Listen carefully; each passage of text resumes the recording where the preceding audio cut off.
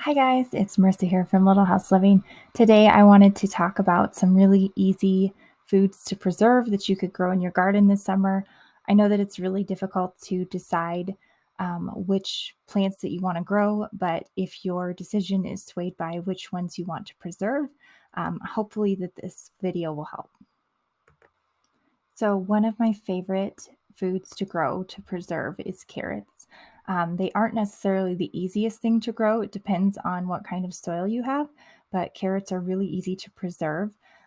Personally, we just put them in our root cellar. We don't do anything special with them, but they're also very easy to can, even though they use a pressure canner.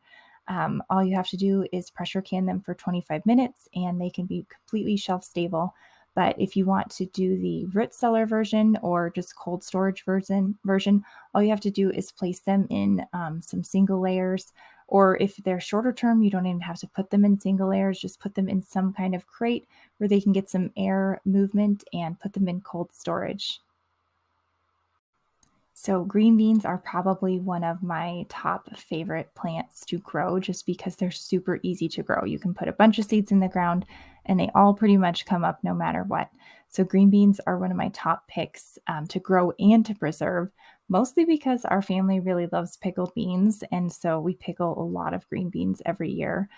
Those are really easy to make, but they're also really easy to pressure can. The just regular green beans, they only have to be pressure canned at about 20 minutes for pints. So this is another really easy to grow and really easy to preserve vegetable. So greens are one of my latest favorite things to preserve. In previous years, I just ate them fresh. We had them for fresh for meals, and I never did anything to keep them long term.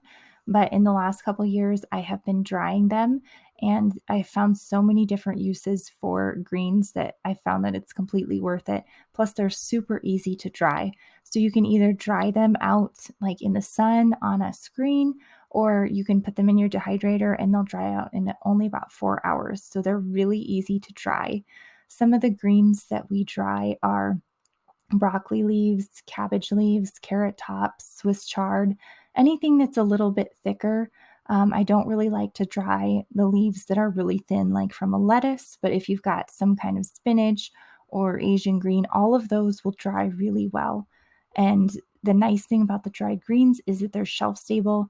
Once you've dried them, you can either just pack them into a jar, like you can see in the picture here, or you can run them through a blender and make them into a powder, and there'll be like a condensed version in the jar. So if you're short on space, that's a really good option.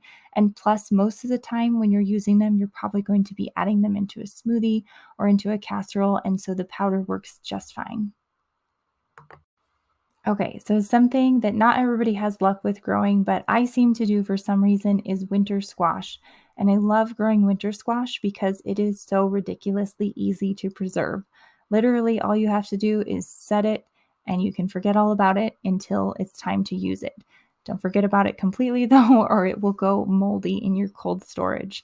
So, all I do is keep the winter squash on the vine as long as possible, and we make sure that they're done by trying to stick our fingernail in the squash. If the skin can't be punctured with the fingernail, then they're pretty much dried and ready to go. Once their skin is hard, then we set them out for probably at least a week or two to cure before we put them into the root cellar. This just ensures that there's no moisture left in the stem or in the skin, and just kind of finishes up that hardening process. But then once that's done, we put everything into our root cellar and we just store it on shelves. You can put it into any kind of cold storage or in the basement. Winter squash stores very well.